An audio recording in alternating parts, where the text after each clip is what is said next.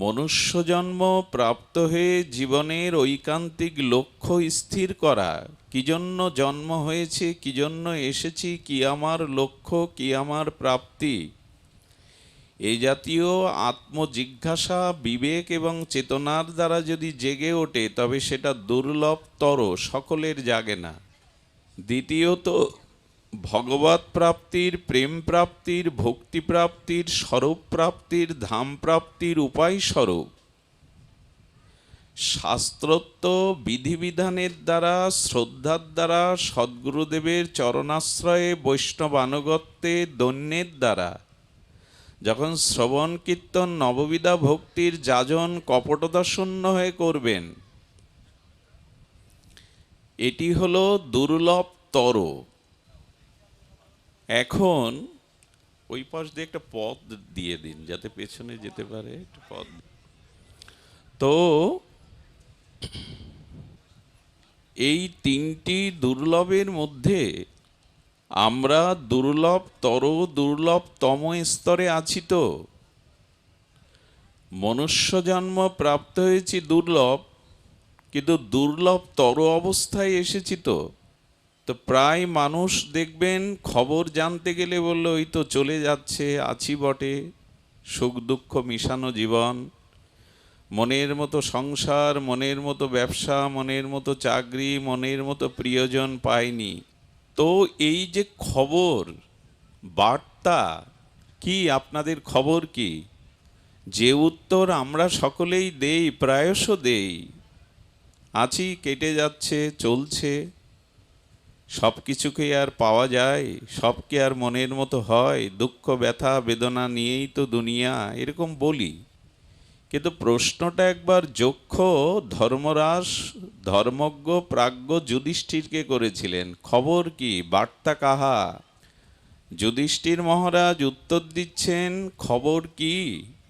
বললেন,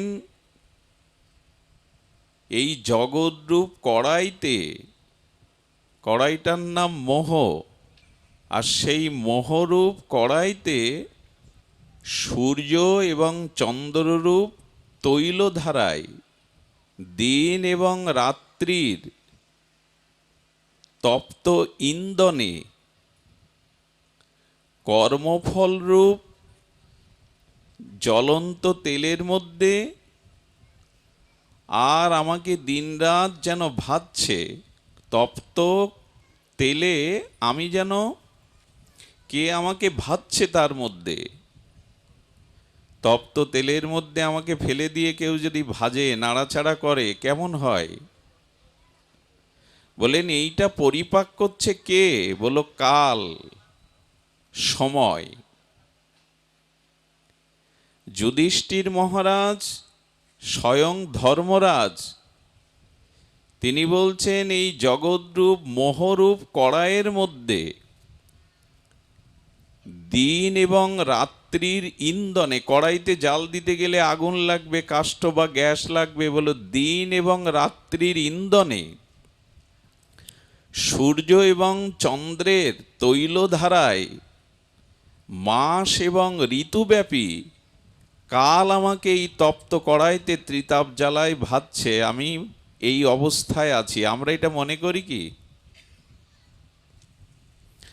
আমরা বলি ভালো আছি, না হলে অশান্তির মধ্যেই যাচ্ছে, সুখ দুঃখ নিয়েই যাচ্ছে। কিন্তু যুধিষ্ঠির মহারাজ বলছে ভালো নাই।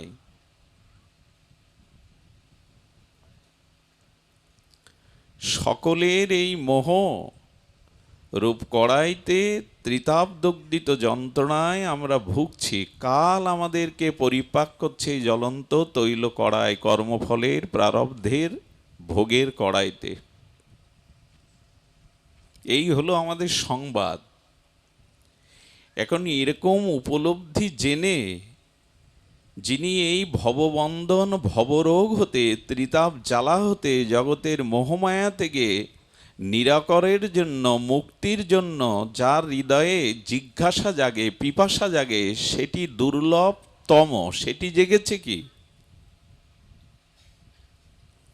আচ্ছা, এইটি জেগেছে সেটা বোঝা যাবে কি করে যে আমি ভবরোগ হতে মুক্তি চাই? এই সংসারের যাতনা হতে, ত্রিতাপদগ্ধিত যন্ত্রণা হতে মুক্তি চাই, শ্রেয় চাই, কল্যাণ চাই, নিজের উদ্ধার চাই। এটি বোঝা যাবে যে এটি নিরাকরণের জন্য আপনি সদ্গুরু, সৎ সাধুর সঙ্গের আশ্রয় নিয়েছেন কিনা। কারণ রোগ হলে ডাক্তারের শরণাপন্ন হতে হয়, ভয় পেলে একটু ঝাড়ফুঁক করাতে হয়, এটা সকলে জানে এবং করে। তা আমি যে ভালো নেই, মোহরূপ কড়াইতে কর্মফলে দিনরাত দুঃখ যন্ত্রণা জন্মমৃত্যু ভোগ করছি, এর মুক্তির জন্য, এর কল্যাণের জন্য, আমি সেই ভবব্যাধি নিরূপণের জন্য, ভগবৎ প্রাপ্তির জন্য শ্রীগুরুচরণ বৈষ্ণবের সান্নিধ্যে শ্রদ্ধালু হয়ে দৈন্য প্রকাশ করে সমর্পণ করেছি কিনা। যদি না করে থাকি তাহলে জানতে হবে আমি একটি দুর্লভ মনুষ্য জন্ম পেয়েছি, কিন্তু দ্বিতীয় দুর্লভ তরতে পৌঁছায়নি। সাধুগুরুর চরণে সমর্পিত না হলে, শ্রবণ কীর্তনাঙ্গ সাধুসঙ্গ ভজন গ্রহণ না করলে কি হয়? খুব ধ্যান দিন, কোলাহল করবেন না। একটি হীরা, তাকে উন্মুক্ত জায়গায় রাখুন, তার জ্যোতি চারিদিকে প্রকাশ হবে। কিন্তু সেই হীরার উপরে যদি কর্দমাক্ত কাদা, গোবর, আবর্জনা মাখিয়ে ফেলে রাখা হয়, তার জ্যোতি প্রকাশ হয় কি? হয় কি? তেমনি আমার যে আত্মাটা, এই আত্মাটা যদি সাধুসঙ্গ, হরিকথা, গুরুকৃপা, ভজন সাধন না করে, কামনা বাসনা বিষয়ের গোবর, ময়লা, আবর্জনা সর্বদা চিত্তে মাখানো থাকে, তাহলে মনুষ্য জীবনের যে উদ্দেশ্য ভগবৎ প্রাপ্তি, প্রেম প্রাপ্তি, সেই উজ্জ্বল প্রেম ভক্তির জ্যোতিটা চাপা পড়ে যাবে কিনা যদি কামনা বাসনা আর আবর্জনায় ঢাকা থাকে। ঠিক তদুপরি সাধু সঙ্গে না গেলে, ভগবানের ভজনাঙ্গ গ্রহণ না করলে, নববিধা ভক্তি, শ্রী গুরু কৃপা যদি গ্রহণ না করি, সাধুসঙ্গ না করি, নববিধা ভক্তি অঙ্গ যাজন না অনুশীলন করি, তাহলে কামনা বাসনার ওই গোবর আর কর্দমাক্ত কাদা আবর্জনা পড়ে আমার আত্মার যে জ্যোতি, আমার মুক্তি বা কল্যাণের যে ইচ্ছাটা, প্রকাশটা থেমে গেছে। এজন্য আপনারা ভাগ্যবান, ভাগ্যবতী যারা মনে করেছেন যে সাধু সঙ্গে যাওয়া চাই, হরিকথা শ্রবণ কীর্তন একান্ত করা চাই, এটি কর্তব্য। সংসারের প্রতি যেমন দিনরাত খাটুনি খাটছি, স্ত্রী পুত্র পিতামাতা কর্তব্য কর্ম করছি, তেমনি ভগবানের জন্য আমার কর্তব্য বুদ্ধি করা উচিত, তাকেও সময় দেওয়া উচিত, ভগবানের জন্য আমার কিছু কর্তব্য বুদ্ধি থাকা উচিত। এটা যাদের জাগে তারা দুর্লভতম তর। সাধুগুরুর চরণে গেলে কি হয়? ওই কয়লার খনির মধ্যে, ময়লা আবর্জনার মধ্যে যে হীরার জ্যোতি প্রকাশ হচ্ছিল না, সাধুগুরুর চরণে গেলে তারা আমার মধ্যে ধর্ম জ্ঞান, শাস্ত্র জ্ঞান, ভগবানের ভজন ভক্তি দিয়ে, এই ভজন মার্জনের দ্বারা আমার যে আত্মার জ্যোতি, প্রেম ভক্তির সুগুণ সদাচারের জ্যোতি জাগিয়ে দেয়, সেই জ্যোতিটা জাগিয়ে দেয়। এটা ডাক্তারের কাছে, ধন দৌলতের কাছে, বড় লোকের কাছে গেলে এই জ্যোতি বাড়বে না। এটা শ্রীগুরু চরণে, বৈষ্ণব চরণে, ভগবৎ সান্নিধ্যে গেলে তারা শাস্ত্র জ্ঞান এবং ধর্ম দিয়ে আপনার জ্যোতিটা বাড়িয়ে দেবে।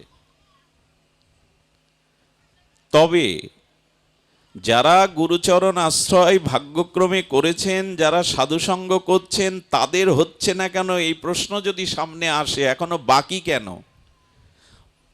সাধুগুরুর চরণে গেলে, ভজন সাধন করলে, শ্রবণ কীর্তন করলে আত্মার স্বাভাবিক জ্যোতি প্রকাশ হবে, হচ্ছে না কেন তা যদি বলেন, তার একটাই কারণ, কপটতা দোষ। আচ্ছা, দুধের নাম হলো পয়, আর জলকেও পয় বলে। এই দুগ্ধ জল আধা লিটার মিশিয়ে দিন, সহজে মিশবে কি না? দুধ আর জল সহজে মিশবে। বুঝতেই পারবেন না ওর মধ্যে জল আছে কিনা। আধা লিটার দুগ্ধ আধা লিটার জল মিশিয়ে দিলেন, এদের সাথে সহজে মেশে কিনা, মানে ঘোলাতে হয় কিনা তেলের আর জলের মতো, দিলেই তো মিশে যায়। তেমনি ভক্ত আর ভগবানে, ভজন আর ভক্তিতে খুব দ্রুত মিশে যায়, খুব সরল, দুধ আর জলের মতো। কিন্তু দুধ আর জল মিশলেও আলাদা হয়ে যায়, একসাথে থাকতে পারে না। কেন জানেন? দুধের মধ্যে যদি টক দিয়ে দেন, কি হয়? টক দিলে, অম্ল দিলে ছানা হয়ে দুধটার একটা অংশ থেকে যায়, যে জলটা মিশে গিয়েছিল ওটা আলাদা হয়ে যায়। এই কপটতা হলো টক। মন আর মুখ যখন দুই, বাইরে লোক দেখানো ভাব, ভেতরে বিষয়ের বাসনা, এই যে কপটতা, বাইরে ভেতরে আলাদা ভাব, এই কপটতা রূপ টক ঈশ্বর আর আমাতে, ভক্তিতে আর প্রেমে যেটা মিশে গিয়েছিল ওটা আলাদা করে দেয়। এই জন্য সরল ব্যক্তিরাই ভগবানকে পায়, প্রেম ভক্তি পায়। খুব কপট ব্যক্তি, চালাক ব্যক্তি সহজে ভগবানকে পায় না। দুধে যেই টক মিশিয়ে দিলেন আলাদা হয়ে গেল, হলো কি না? জলটা নিগড়ে বরঞ্চ ড্রেনে ফেলে দেয়, জলটা নিগড়ে ফেলে দেয়, দুধটা সার ছানা হয়ে থেকে যায়। এই জন্য যারা কৃপা করে সদ্গুরুদেবের সাধুর মহিমায় এই পথে এসেছেন, হাত জোড় করি, পায়ে ধরি, ভেতরে আর বাইরে এই দুটো স্বভাব ত্যাগ, কপটতা ত্যাগ না করলে আলাদা হয়ে যেতেই হবে। ভক্তির থেকে আপনি বিচ্ছিন্ন হয়ে যাবেন, দুধ আর জল আলাদা হয়ে যাবে। ওটাকেই আগে ত্যাগ করা দরকার। ছাড়ো রে মন কপট চাতুরি, বদনে বলো। মহাত্মা এই কথা কেন বললেন? বলে টক যেই দিয়ে দেবে আলাদা হয়ে যাবে, আর দুটো একসাথে থাকতে পারবে না। তুমি আর ভগবান, ভক্তি আর প্রেম একসাথে থাকতে পারবে না। এই জন্য ভাগবত প্রথমেই সতর্ক করেছেন, ধর্ম প্রজিত কৈতবত্র পরং নির্মৎ শরণং শতম। খবরদার, এই পথে কপটতা রেখো না, ছলচারতি রেখো না, তাহলে তুমিই বঞ্চিত হবে, তুমিই ঠকবে, তুমি ঠকে যাবে। দুধ আর জল মিশে আছে বাবা, ওটা পান করো, ওটা অমুক বস্তু তৈরি করো, মিষ্টান্ন তৈরি করো, টক দিতে যেও না, জল আলাদা হয়ে যাবে, আর মিশতে পারবেন। লোকে জানে আমি ভক্ত, আমি প্রচারক, আমি ধার্মিক, আমি অমুক গুরুর শিষ্য, কিন্তু আমার মনের মধ্যে পরিচয়টা কি বহন করি আমি? এই পৃথিবীতে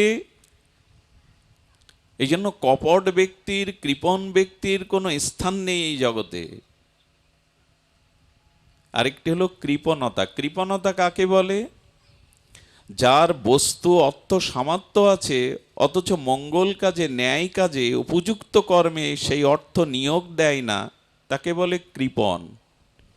এবং কৃপণ একটি ভগবত ভক্তির রাজ্য থেকে ছিটকে পড়ার, ওই গ্রহ নক্ষত্র যেমন খসে পড়ে, তারকা খসে পড়ে আকাশ থেকে, তারা খসে যায়, এরকম খসে পড়তে হবে কৃপণতা। তো যাজ্ঞবল্ক্যের কাছে মৈত্রী দেবী প্রশ্ন করেছিলেন, প্রকৃত কৃপণ কে?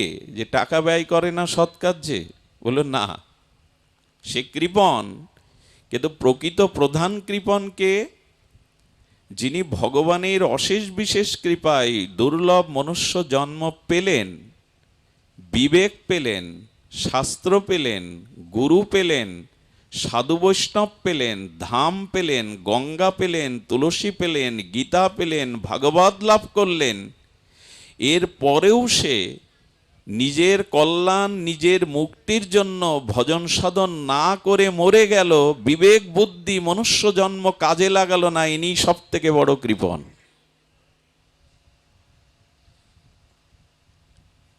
সম্ভাবনা ছিল, বিবেক ছিল, বুদ্ধি ছিল, সাধু ছিল, গুরু ছিল, তুলসী ছিল, প্রসাদ ছিল, বিগ্রহ ছিল, সঙ্গ ছিল, হরিনাম ছিল, ভাগবত ছিল, ধাম ছিল, গঙ্গা ছিল, এত আয়োজন ভগবান আমার কল্যাণের জন্য করার পরেও আমি সেগুলি গ্রহণ না করে খেয়ে পরে মরে গেলাম, একেই বলে প্রকৃত কৃপণ। ভজন না করে চলে যাওয়ার নামই হলো, আর কৃপণের কোনো জায়গায় স্থান নেই। যাজ্ঞবল্ক্য ঋষি বললেন প্রকৃত কৃপণিনী, টাকা ব্যয় করে না সে এক কৃপণ জগতের, কিন্তু প্রকৃত কৃপণ মনুষ্য জন্ম বিবেক বুদ্ধি পেয়েও যিনি নিজের কল্যাণ করার চেষ্টা করল না, ইনি বড় কৃপণ। এই কৃপণতা কপটতা ত্যাগ না করলে এ পথে সামনে অন্ধকার ছাড়া কোনো আলো নাই, কোনো সম্ভাবনাই নাই। আর কয়েকটা জিনিস, তিনটে জিনিস আপনি জগতে কখনো শোধরাতে পারবেন না। কয়টা জিনিস? তিনটি। ভগবানও পারবে না। বলে এত বড় কথা বলছো, ভগবান পারবে না অসম্ভব, বলে ভগবানও পারবে না। সেটার প্রমাণ নিন।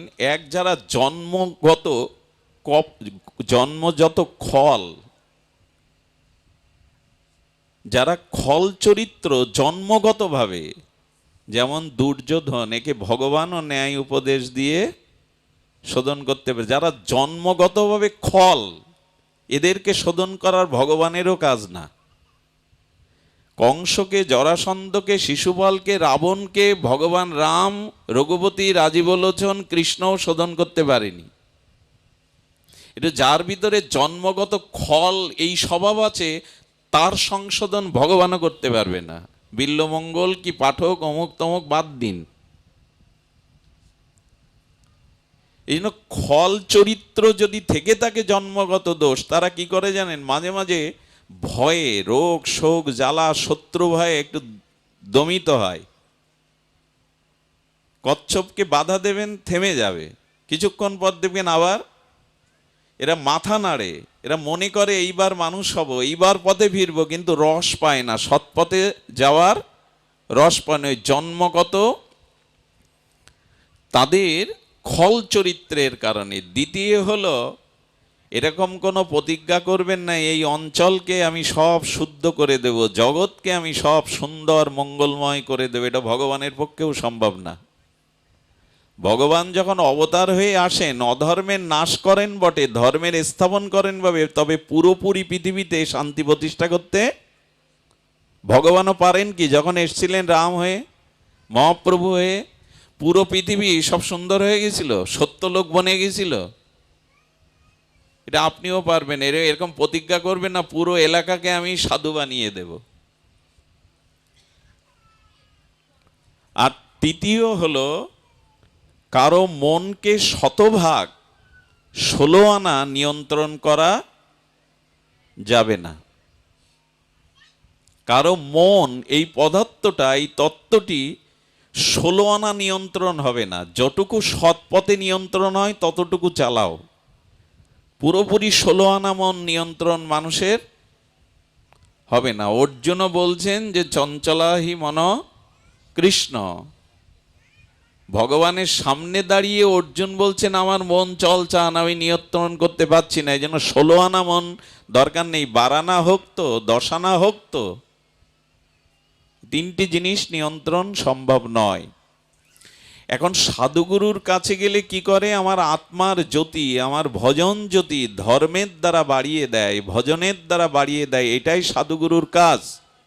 এ ব্যাস আসনে বসে বক্তব্য দেওয়া শুধু কাজ নয়। যদি আমার চরিত্র দ্বারা, আমার ভজন দ্বারা, আমার ত্যাগ বৈরাগ্যর দ্বারা, আমার সংযম, আমার চিত্ত নির্মলতার দ্বারা আমি অন্যের হৃদয়ে ধর্মবুদ্ধি জাগিয়ে ভজন অনুক্রমে তার হৃদয়কে শুদ্ধ না করতে পারি, তবে এই আসনে বসে কোনো লাভ নেই, বরঞ্চ নিজেকে ঠকাবো, আপনাদেরও ঠকাচ্ছি। সাধুগুরু বৈষ্ণবের কাজ ওটাই, চিত্ত শুদ্ধি করা, চিত্তের নির্মলতা জাগিয়ে দেওয়া। ওই যে গোবর আর আবর্জনার মধ্যে বা কয়লার মধ্যে থেকে হীরাটা পরিষ্কার করে স্বচ্ছ জায়গায় রাখা। এরা কি করে দেয়? সাধুগুরু বৈষ্ণব বা এই যে হরিকথা শুনছেন, এরা কি করে? এরা আপনার দৃষ্টিভঙ্গি উল্টে দেয়। খুব ধ্যান দিন, কতটুকু মার্মিক কথা। দৃষ্টিভঙ্গি বদলে দেয়। আপনি আমি জন্মগত স্বভাব, পূর্বজন্মের সংস্কারে যে দৃষ্টিভঙ্গিতে চলছিলাম, সাধুগুরু বৈষ্ণব ভাগবত হরিকথা হরিনাম সেই দৃষ্টিভঙ্গির পরিবর্তন ঘটিয়ে দেয়। কি করে দেয় সেটি শাস্ত্র বলছেন, তারা বলতে চায় যে এই যে জগৎ দেখছো, সংসার দেখছো, এটি ছবি,